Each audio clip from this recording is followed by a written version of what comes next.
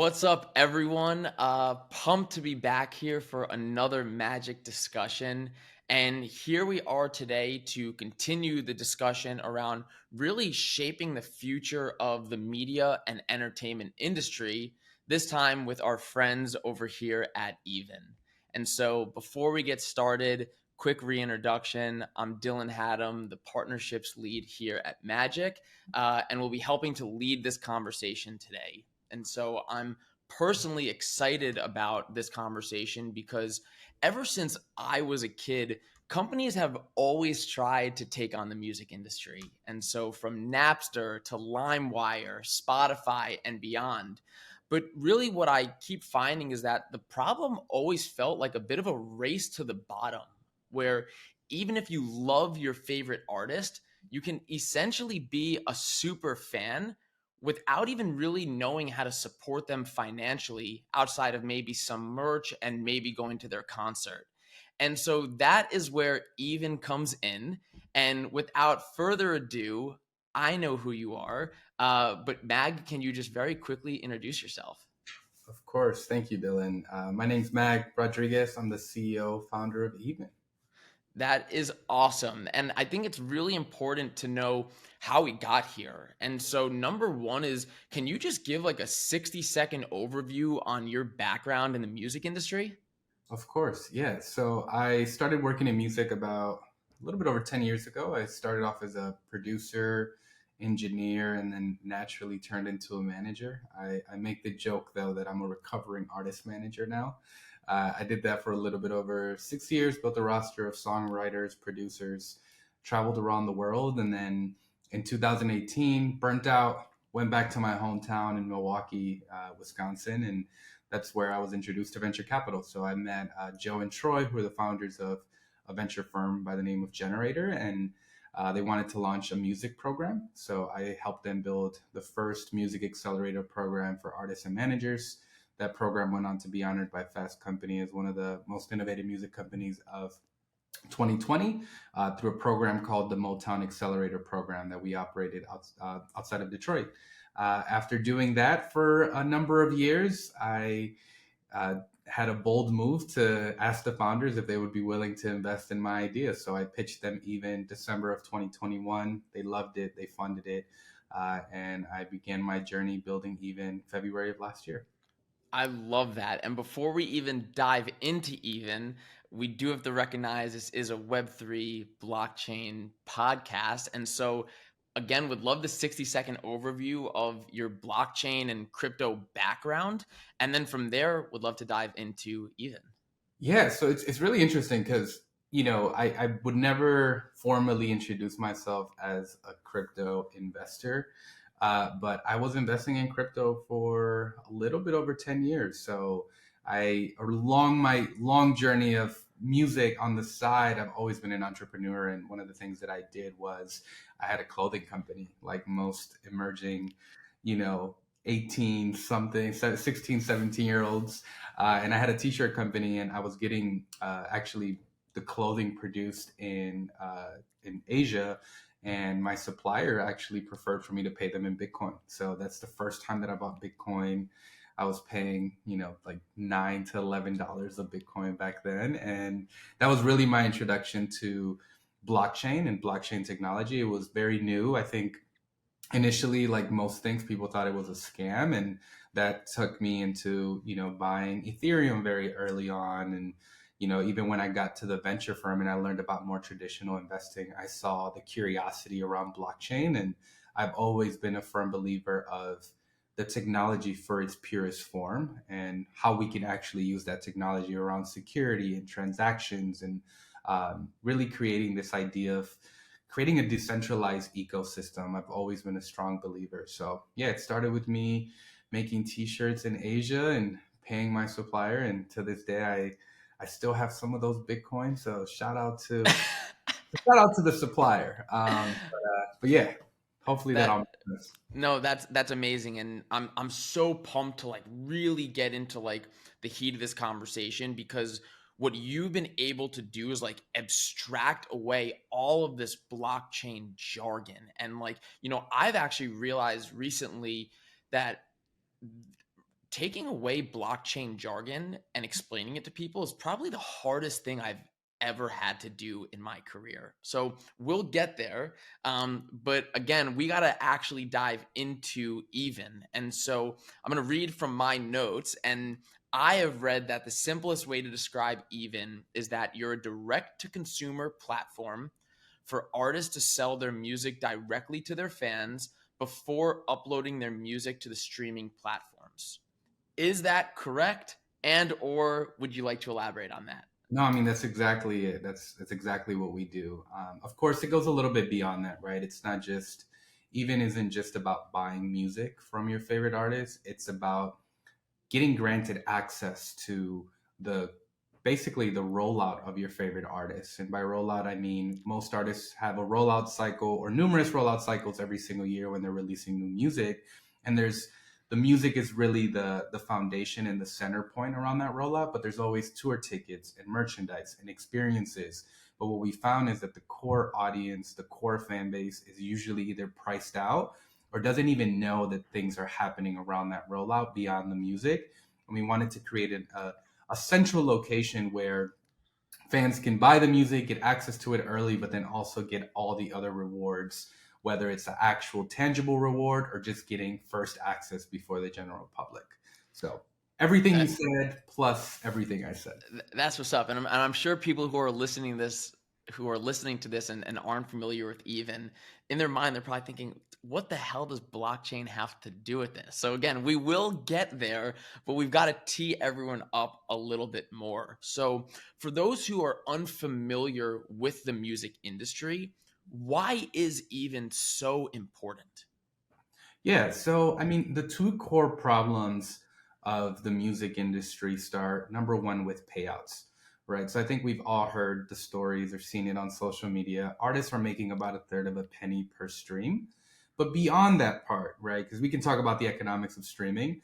The other side is it takes about 2 to 3 months to get paid out after a streaming period. So for example, if me and you, Dylan, created a song today and it went viral and we got tens and millions of streams, we wouldn't get paid for those streams until February of next year, right? And you can see why that can create some problems, right? Let's say me and you, right, we're the next big duo out of I'm New I'm York. thinking about what the type of music would be. I'm thinking some sort of Atlanta trap, but we'll sidebar that. We'll sidebar. We'll start the duo separately, but yeah. So basically, what the problems that we can run into is if we had this massive song, right, that went viral, TikTok, everything, and then tomorrow we get invited to go on tour, right? Or fans are asking for merchandise, or people are telling us come to LA and come to the studio.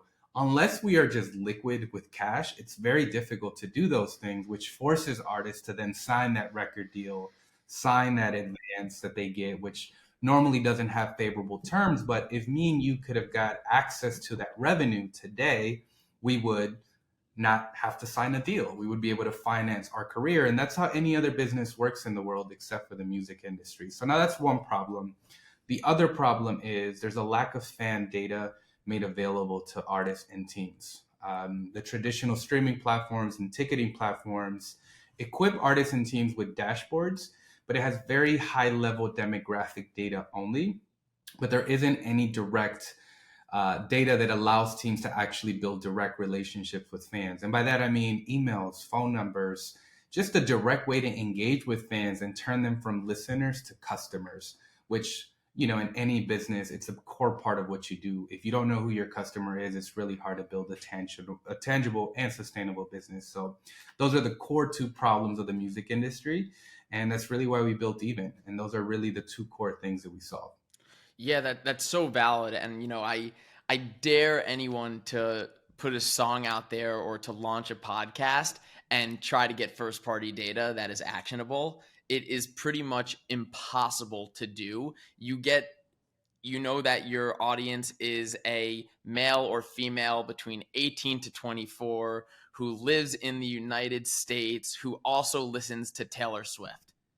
The problem with that is that's about 50% of North America. And so it's very hard to parse out that data, let alone be able to reach that audience. And the audience, that now brings us to the second part of the equation is Why should an audience and listeners care about solving this?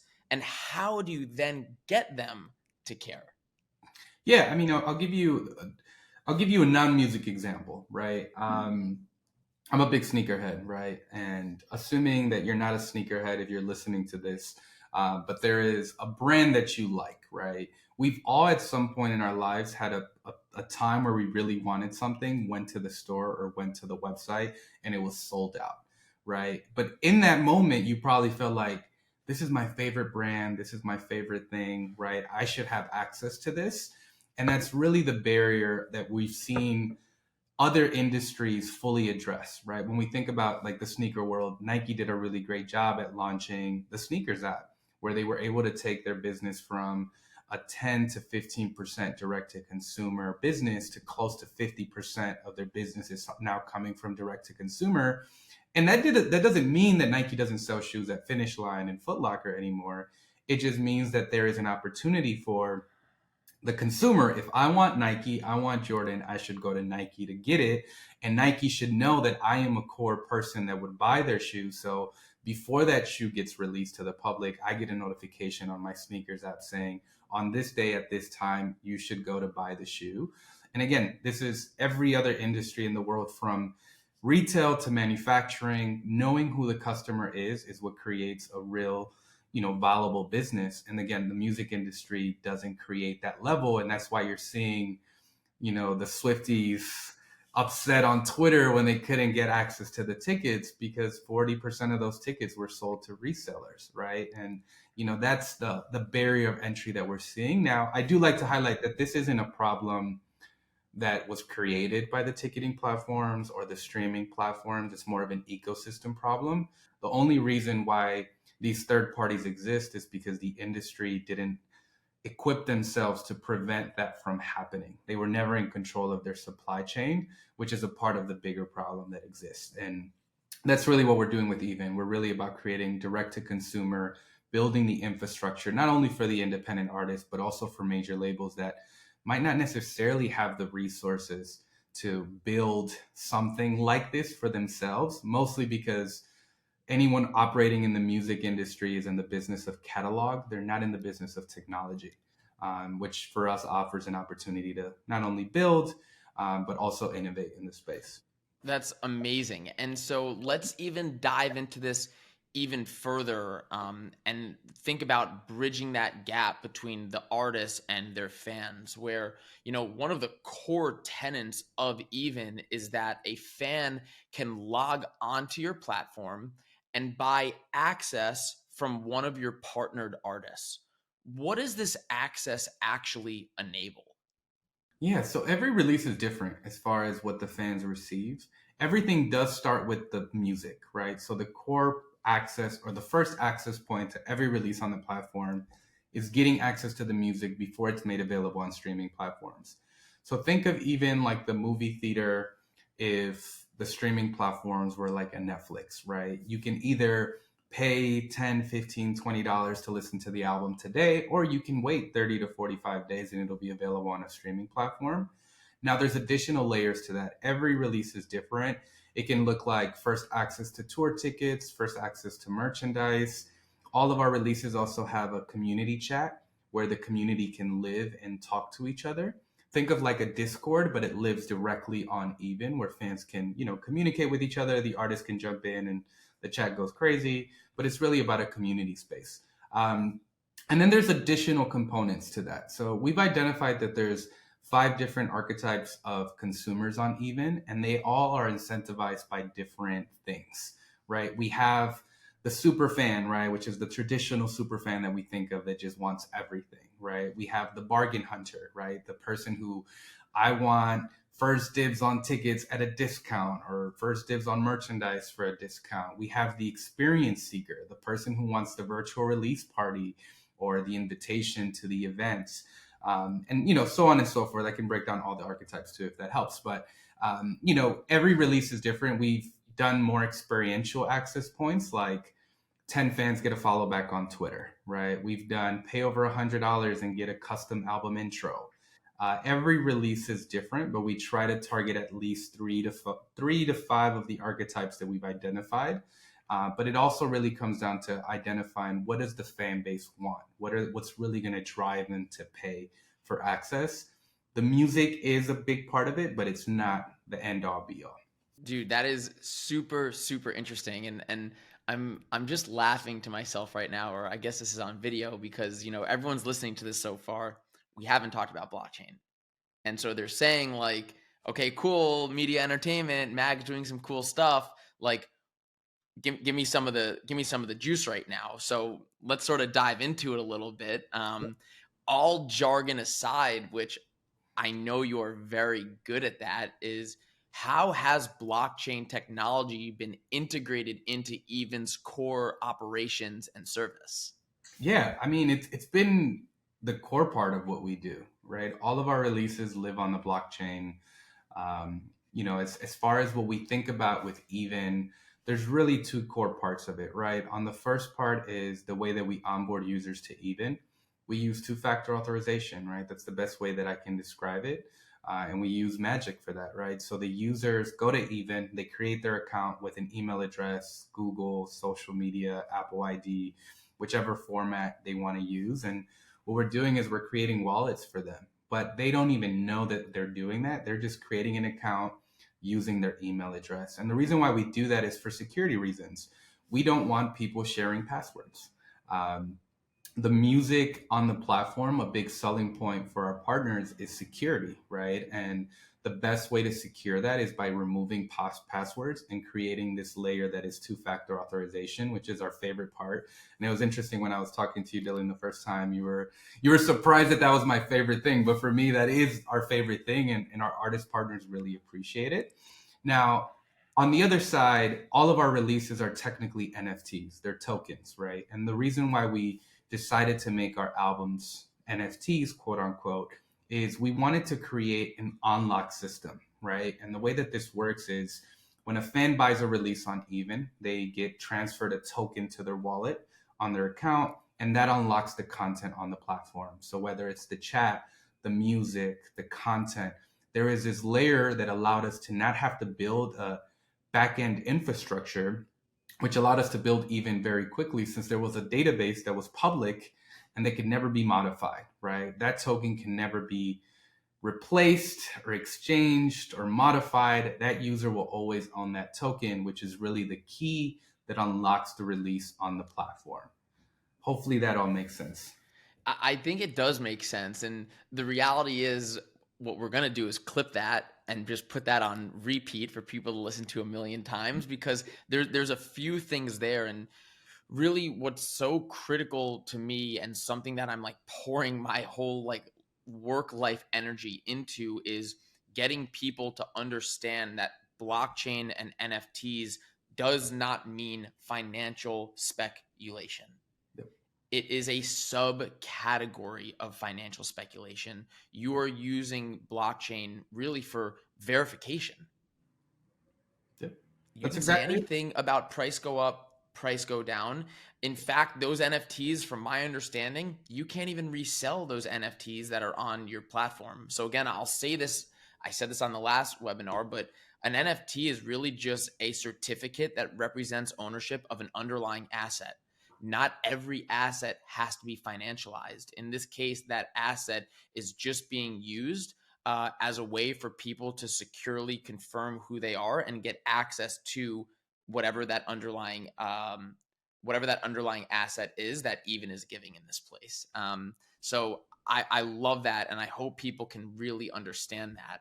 So I want to dive into it even more, and this may be a bit controversial to like maxis in the industry, but how do you decide what needs to be on and off chain? And I want to preface that with some people believe if I'm building a dApp, everything has to be on chain. And the reality is, it doesn't necessarily have to be on it. And in your use case, you're very selective about what needs to be on a blockchain and what doesn't. What's Yeah. the process that goes on in your mind in terms of how you decide? I think for us, it's about what makes sense, right? And I think building product across the board, you don't build product with just one infrastructure or one service provider, right? You need to connect pieces across different, ecosystems to really build the product, right? You might need a Stripe, you might need an AWS, right? I think in the future, as we continue to evolve, the use cases for blockchain technology will become more and more prevalent and more useful to build and scale products only using blockchain technology. Now, that isn't the reality of November 8th, 2023, right? And a lot of that has to do with how consumers consume. We have to be mindful. Even, I know you brought up how, you know, and you were correct, releases on Even can't be resold, right? The quote unquote NFT can't be put on an open sea for sale. And for us, it's really, I mean, on one end, did we think at some point like, man, maybe we should join, the bandwagon of hype that is NFTs? Because we were doing this before it was cool, or we were doing this before it was cool to do what we're doing, which is like, don't even mention the word NFT, right? We were building even at the beginning stages of NFTs really blowing up.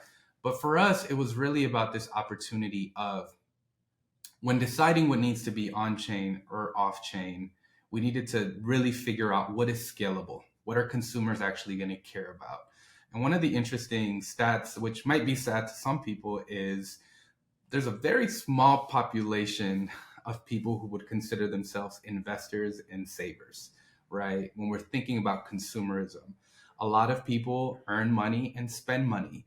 And if we wanted to build a marketplace that allows people to buy things and sell things, we needed to build something that was going to be seamless for the buyer, right? And it's easy for the seller to explain. Putting blockchain, putting crypto NFTs, it was going to create too much of a learning curve. And that was really our starting point when deciding what's going to be on chain, what's going to be off chain. And the easiest solution for us there is, what do we need to build this infrastructure? Cool. The wallets, that makes sense. Two-factor authorization, security, amazing. The tokens, right? What's going to unlock? What is going to lock? The access to the music or the chat or X, Y, and Z. That makes sense. Now, what doesn't have to be on the chain? The actual transaction. People want to be able to check out in under 10 seconds, right? Even a fiat on ramp will take you back 2, 3 minutes. And that's assuming that you're tech savvy, right? And assuming that you don't get hit with, a KYC where you have to enter your social security number and all kinds of things, right? The general consumer is not comfortable even saying their social security on like out loud. Imagine having to write it on your phone on a website where you're buying an album. It just doesn't make sense for the everyday person. So that's for us, the actual financial component of the transaction allowed us to, not have to even operate that on chain. Now, something to consider in the music industry, and this made sense for us as a use case, is artists are used to getting paid 2 to 3 months after a streaming period. The the difference between getting paid 2 to 3 months to getting paid instantly, right, on as like a split contract is a drastic change. But a middle ground is possible, and that middle ground for us is we can pay you daily, right? And that allows us to pay people via Stripe. Getting paid daily is still 1,000 times better than getting paid 2 to 3 months after. And it really isn't that different than getting paid instantly through a split contract, right? But it is easier to just get paid in your native currency directly into your bank account instead of getting paid in crypto to a crypto wallet, which creates another barrier of entry for our other business, which is our artist partners. Yeah. So that's the part that we decided to remove. In the future, we can turn it on if we wanted to. Mhm. But what we've noticed is from when we transitioned out of crypto payments into just straight fiat, it's been night and day. Yeah. As how users, buy on the platform. I know that was a That's long answer, but No, it's super, super helpful and almost like the TLDR of how do you decide to put what goes on chain versus what goes off chain is whatever makes sense. So there should be a little bit of a human element to this. What makes sense to the user? What makes sense to the artist? Think bigger picture. The world doesn't just rely on this very small cohort of Web3 maxis. So with that, I've recognized that there's a lot of people building these blockchain based tools that want to scream that their tool or their application is built on a chain. You, in particular, take the opposite approach. You shy away from talking about blockchain and Web3. And how does that help your pitch? Yeah, I mean, I'm, well, one, I want to, I'll start by saying I, look, anyone who gets up one day and says, I want to build a company or a tech company at that is very courageous, and it requires a lot of, you know, it requires a lot, right? It's Facts. one of the hardest things to do, right? Um, so I always like give credit to anybody who decides that they want to build a company. So I would never like speak negatively of someone deciding to build a company. Um, Now, on the other side, I have seen enough startups when I worked for the fund, for the venture fund, and then even just like when I talk to other founders, a lot of people are passionate about building something that they rely on the technology that they're building on top of to really show value on what they're building. That wasn't going back to like even what's on chain, what's off chain. For me, it's like I know my product that we're building as a company works. I should focus on why it works, not how it works. And Clip that's that. and I think for me it's really about identifying what are the needs of our customers, what are the needs of our partners, and how do we build that in a way that is efficient and it's scalable and everyone is happy across the board. And that's because at the end of the day, under the hood, any music tech company is very similar.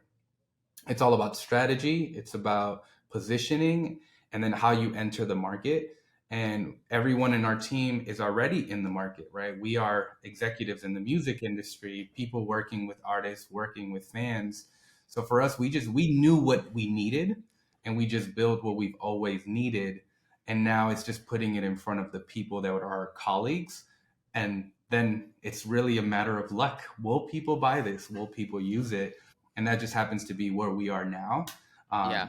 Hopefully that answered your question. I Yeah, know. yeah, 100%. And it's so interesting because I downloaded an app the other day and I was looking at the description of the app and I was just laughing because I was like, if this was a Web3 app, it would have Web3 and blockchain all over it. And again, going back to like your point of what you said, is I just want to know what this can provide for me as a user. I don't necessarily care sort of how it's done. Now, look, when you're working with other developers and you're working with engineers, the how is critical. There's nothing without the how. But then there's the consumer facing language, and that is what are you providing me with? And so I definitely agree, and everything that you're saying totally aligns. So a few more things I just want to hop into. One, again, is a little bit more on magic, even though we won't harp too much on it. The second is the future.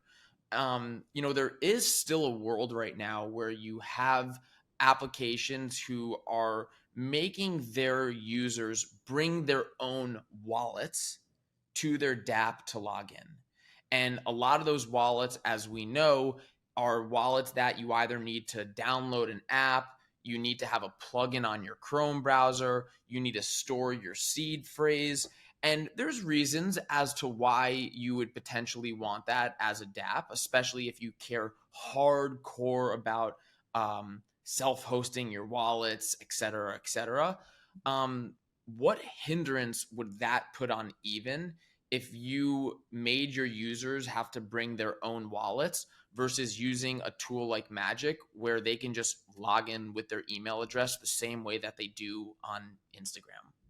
Yeah, I mean, I hate to use analogies, but I use them all day because I think it helps people at I least like analogies. I like analogies. look. Me and you can go on Amazon today or we can go to Google or anywhere on the internet, and we can build our own computer, right? We can buy our processor and all of the pieces and add our all fancy colors, or we can go to the Apple Store or Best Buy and just buy a computer, right? I would say there is more people buying laptops and desktops just already built, and there is people building their own computers. Now, does that mean that there isn't people that want to build their own computer every day? Right, 100%. Now, that option should be available to those people, and those niche markets will continue to live for that type of consumer. But when we're thinking about building scalable products, we have to think about, will this be easy for people, right? I cannot teach my 11-year-old little brother how to create a MetaMask wallet the same way I can't teach my 50-year-old mother how to make a MetaMask wallet and use the external wallet. Now that doesn't mean that in 10, 20, that's no different than, like, I remember when my mom went from checkbooks to credit cards and how big of a change that was for her. She was so confused. Now you would never catch my mother using a checkbook, right? So I think there's always going to be generational changes that happen where my little brother in the next 10 years might be more used to MetaMask or external wallet than he is to a credit card or a debit card. And we will only find out in time if that happens to be the case. Or there might be a completely new technology. It might just be Apple Pay, or, the little double tap and I'm buying things, right? It can completely change. But the the variable that remains the same is we have to see what is convenient for the consumer today, and we have to build and adapt as it continues to change. Now, that does require innovators to jump in at the front and, take the bullet and decide, all right, we want to try this new thing. And again, that's why I respect anybody who decides to build their own company and especially innovate in spaces like Web3, because there is pieces of it that show the use case of what works and also what doesn't work. So yeah. That's awesome. No, thank you. Thank you for sharing that. And I want to end this with just a little bit about the future of Even. Can you share any future developments or upcoming projects that people can get excited about? Yeah, I mean, I think, we just launched our open beta. So for context, we did our closed beta launch in March of this year. We launched our open beta on November 1st. We allowed 2,000 artists to join the platform last Wednesday.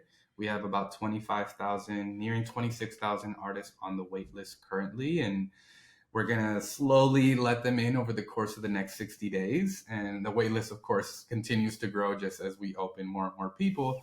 The next big development for us is our official launch. So we're going to be launching Even officially Q2 of next year, where any and all artists will be able to use the platform. And we're excited. I mean, the biggest thing that made my day this today really is we had our second release go live since our open beta, where an artist joined the platform, they went through the self-service dashboard, and were able to get a release live without ever talking to anyone at Even. And they made $1,000 in the first 3 hours, That's right? This dope. is an artist with 5,000 monthly listeners, maybe making $30 to $40 a month from their music, all of a sudden making $1,000 in the first day. And they'll probably end up making $10,000 in the first week without ever having to talk to anyone at Even, which I don't even think the artist knows that I'm like looking at their numbers all day and just Yeah, like yeah, yeah, yeah. You're jazzed. You're I'm jazzed. excited. Like, I'm ready to call them. Like, I Yeah. feel eager, and I'm excited to call the artist in a week from today and, be like, hey, like, congrats. Like, this is incredible. Thank you for being the first artist that went through the platform by themselves, which is a huge feat for us as far as, building a product that we want to be fully scalable and fully self-service. And also it works, right? Like, I Yeah. think we want to change the lives of independent artists and signed artists and just artists in general. So, yeah, that's kind of where we are right now. I mean, there's of course a tons of other things, but that's kind of the big one. And then of course we're working with some of the biggest artists on the planet, which I am really excited about to release some of these albums before the end of the year. And I think a lot of people will be surprised and will again normalize the model more and more. That is so dope. Super, super pumped for you. In case for some reason someone's been listening for 40 minutes and they haven't really quite figured out who you are or what your business is, where can people find you online? Of course, yeah. So you can find us at even.biz. That's our website. It's just even, even dot biz. Hopefully one day we'll get the .com. But I like the dot viz. I think it works. I think it same, works. same, I like same. it, man. But dude, this was dope. Really, really appreciate you joining. Thank you for being a Magic customer. Thank you for being a good friend, and really excited to see more of your team's growth and really everything that you continue to build. And again, kudos to you for being a founder in a chaotic market, in a chaotic world, and best of luck to you. And personally, if you ever need anything, please feel free to holler at me. Of course, man. Thank you. And thank you to the whole Magic team. You guys don't know how easy you guys have made my life. So thank you guys, as always. Appreciate that, man. Thank you. Enjoy the rest of your week. Of course, man. Thank you. Peace.